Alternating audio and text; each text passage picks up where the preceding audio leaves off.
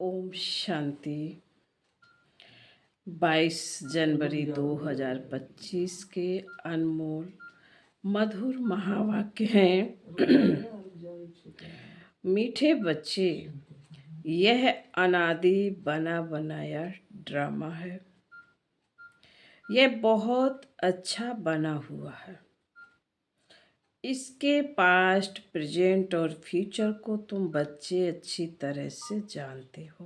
प्रश्न: किस कशिश के आधार पर सभी आत्माएं तुम्हारे पास खींचती हुई आएंगी? उत्तर: पवित्रता और योग की कशिश के आधार पर।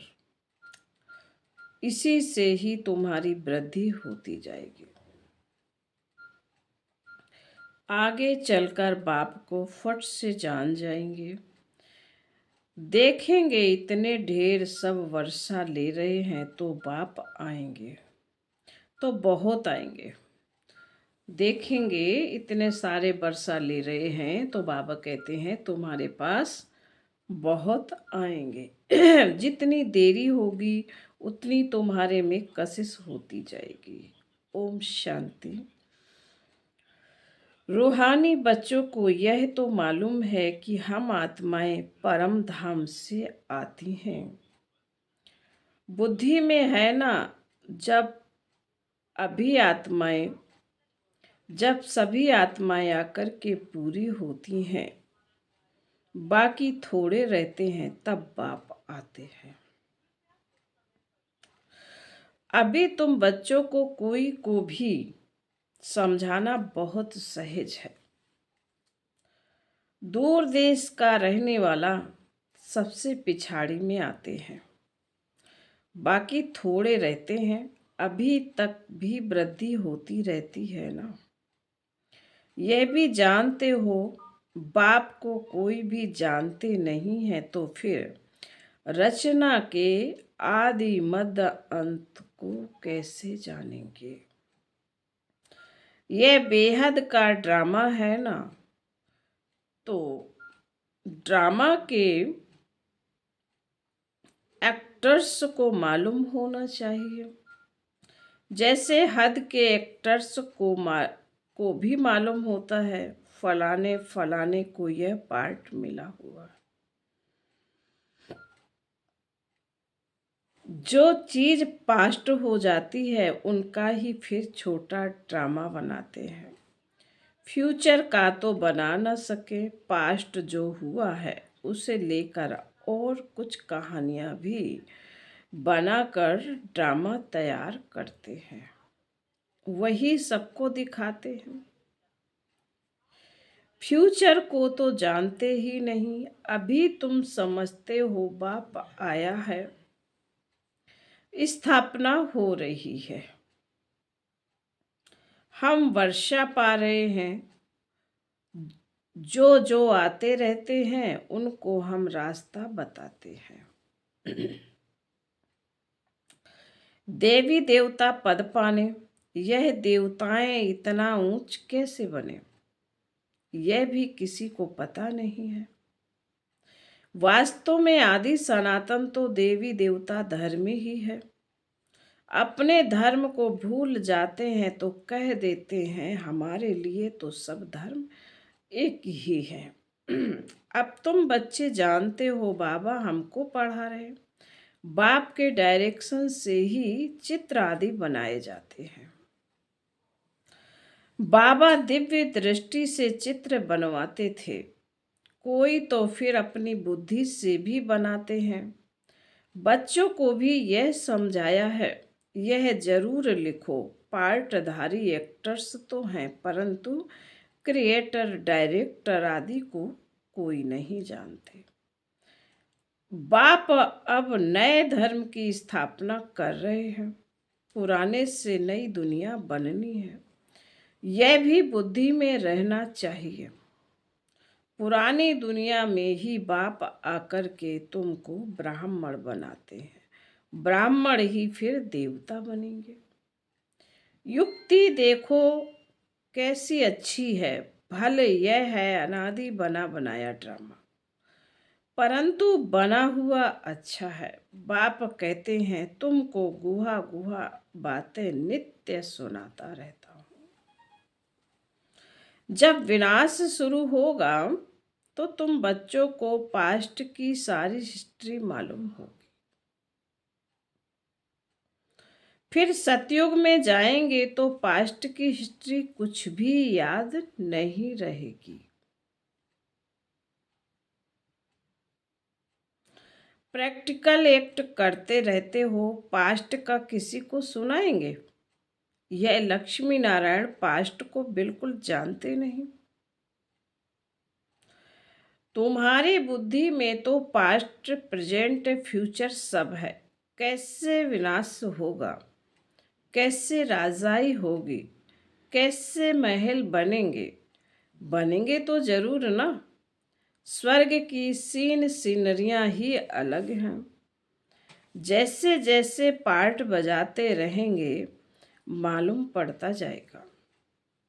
इसको कहा जाता है खूने नाहेक खेल।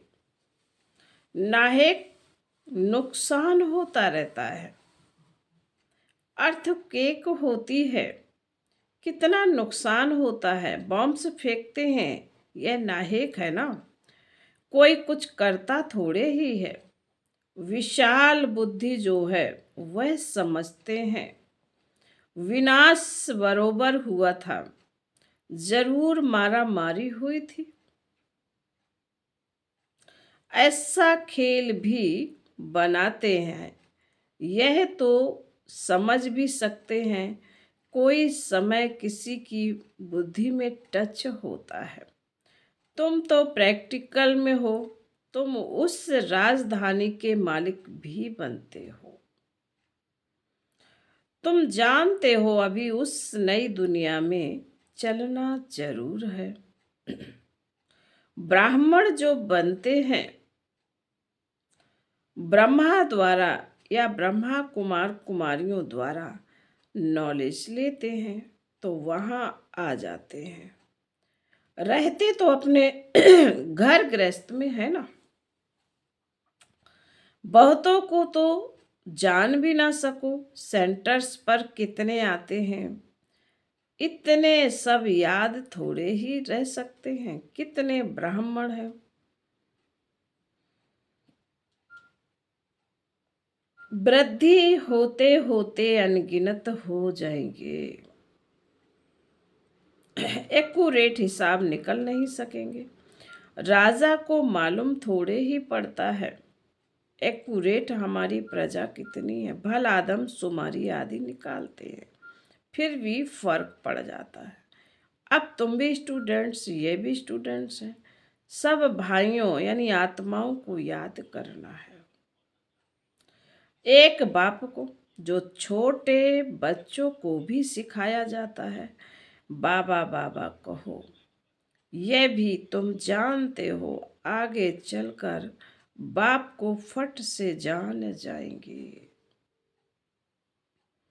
देखेंगे इतने ढेर सब वर्षा ले रहे हैं तो बहुत आएंगे। जितना देरी होगी उतना तुम्हारे में कशिश होती जाएगी। पवित्र बनने से कशिश होती है। जितना योग में रहेंगे उतना कशिश होगी। औरों को भी खींचेंगे, बाप भी खींचते हैं ना। बहुत वृद्धि को पाते रहेंगे, उसके लिए युक्तियां भी रची जा रही हैं। गीता का भगवान कौन? श्री कृष्ण को याद करना तो बहुत सहज है, वह तो साकार रूप में है ना। निराकार बाप कहते हैं मामेकम याद करो। इस बात पर ही सारा मदार है। इसलिए बाबा ने कहा था इस बात पर सबसे लिखाते रहो। बड़ी बड़ी लिस्ट बनाएंगे तो मनुष्यों को पता पड़ेगा। तुम ब्राह्मण जब पक्के निश्चय बुद्धि होंगे, झाड़ वृद्धि को पाता रहेगा। माया के तूफान भी पिछाड़ी तक चलेंगे। विजय पाली फिर ना पुरुषार्थ रहेगा ना माया रहेगी। याद में ही बहुत करके हारते हैं। जितना तुम योग में मजबूत रहेंगे उतना हारेंगे नहीं। यह राजधानी स्थापन हो रही है।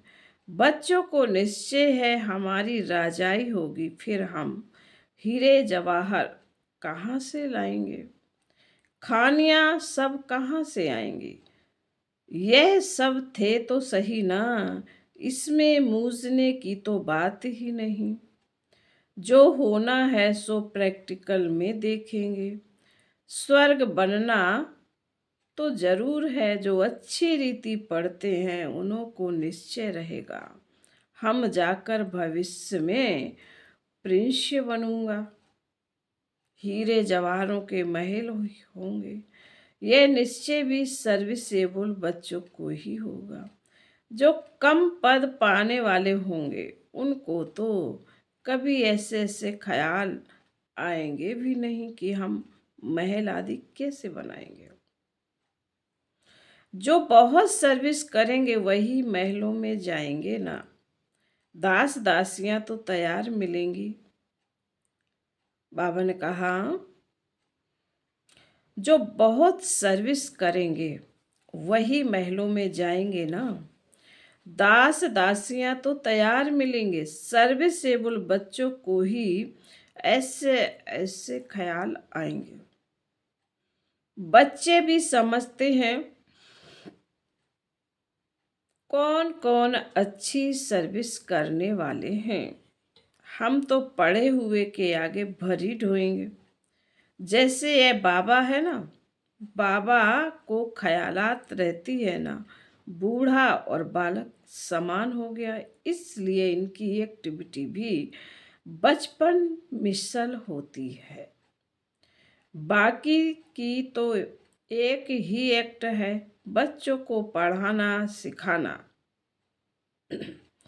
विजय माला का दाना बनना तो पुरुषार्थ भी बहुत चाहिए।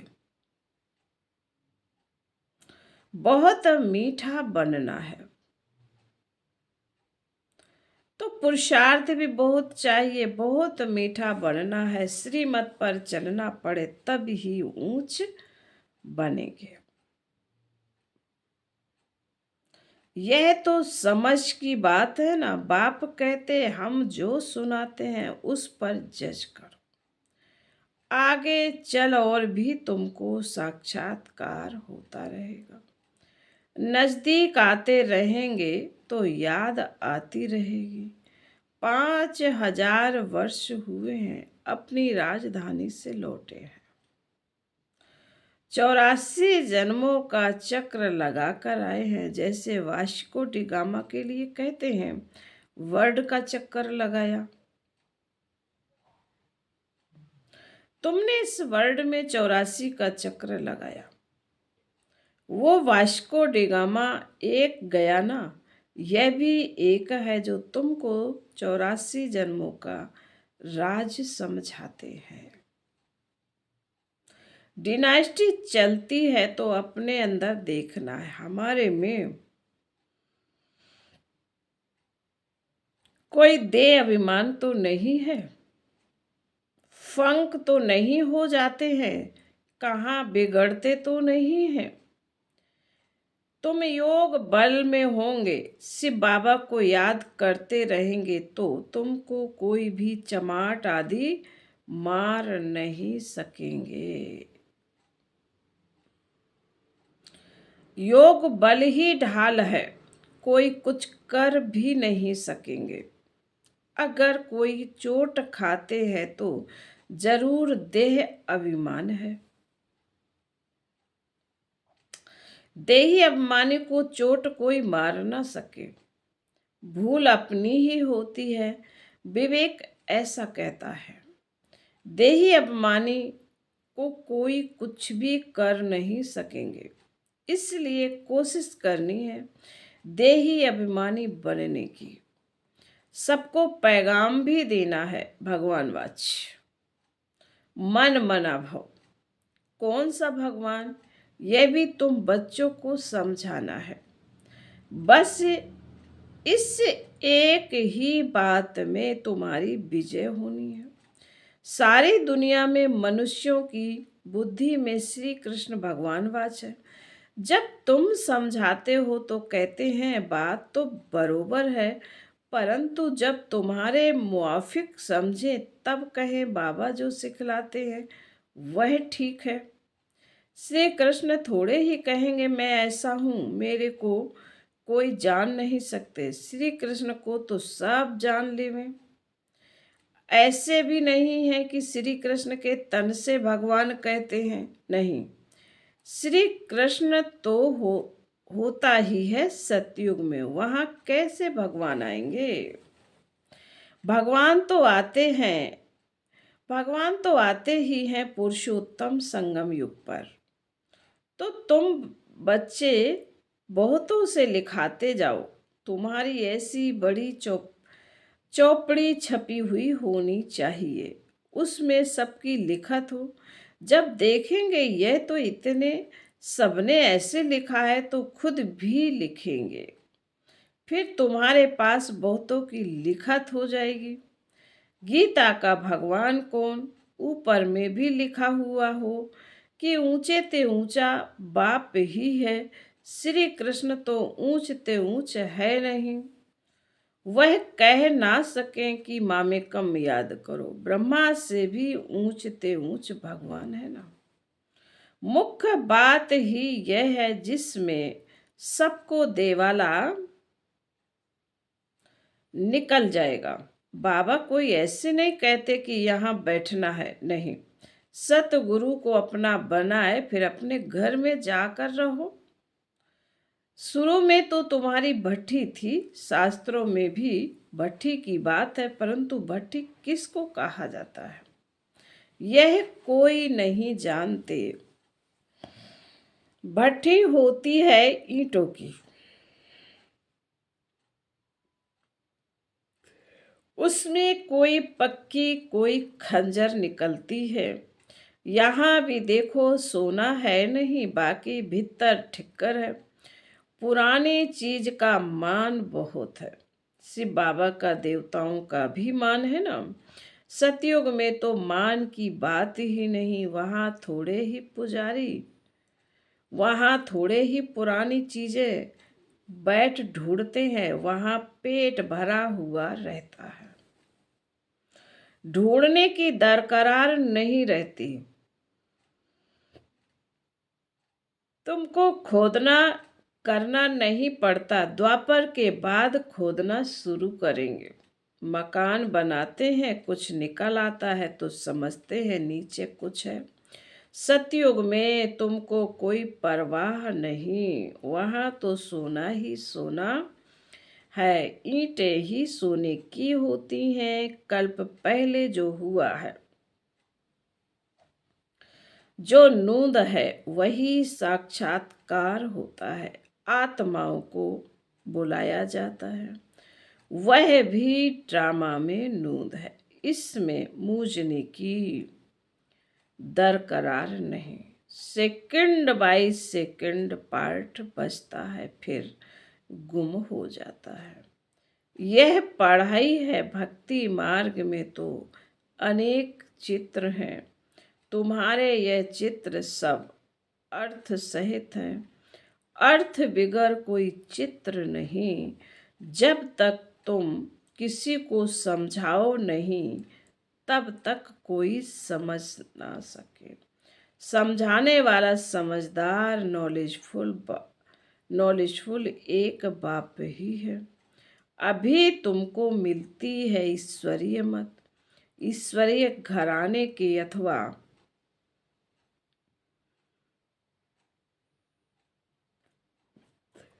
कुल के तुम हो। ईश्वर आकर घराना ही स्थापन करते हैं। अभी तुमको राजाई कुछ नहीं है, राजधानी थी अब नहीं है। देवी देवताओं का धर्म भी जरूर है, सूर्यवंशी चंद्रवंशी राजाई है ना।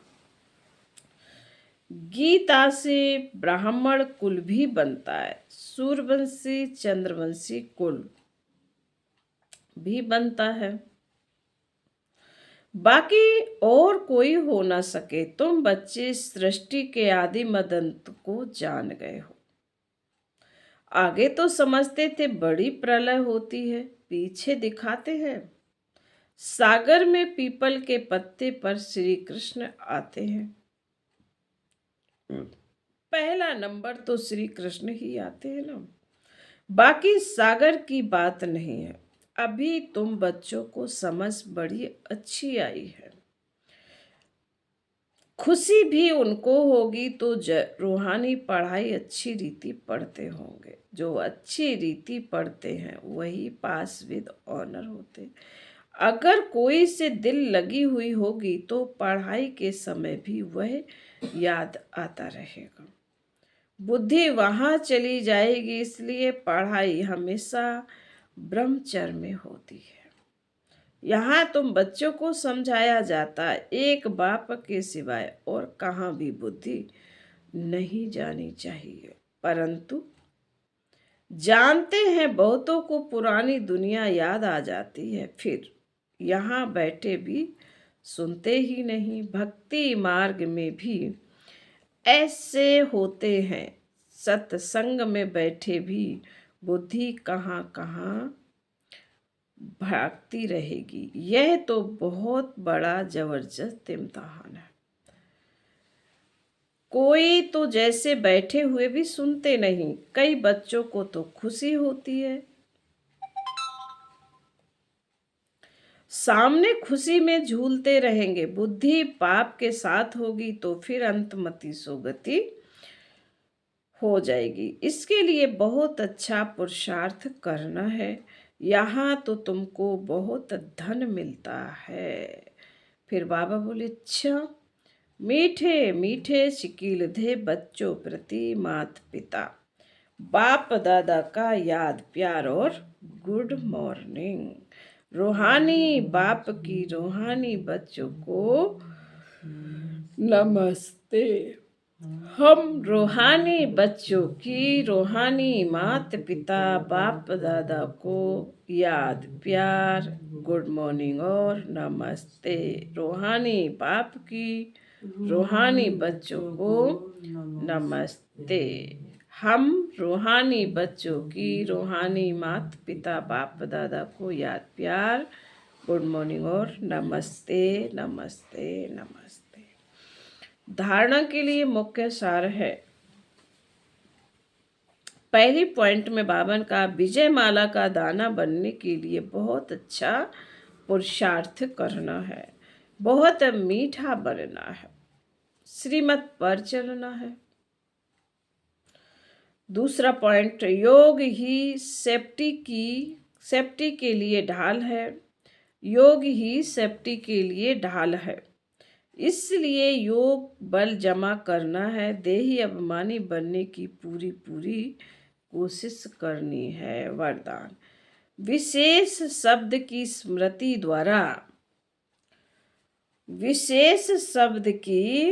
स्मृति द्वारा संपूर्णता की मंजिल को प्राप्त करने वाले स्वपरिवर्तक भव।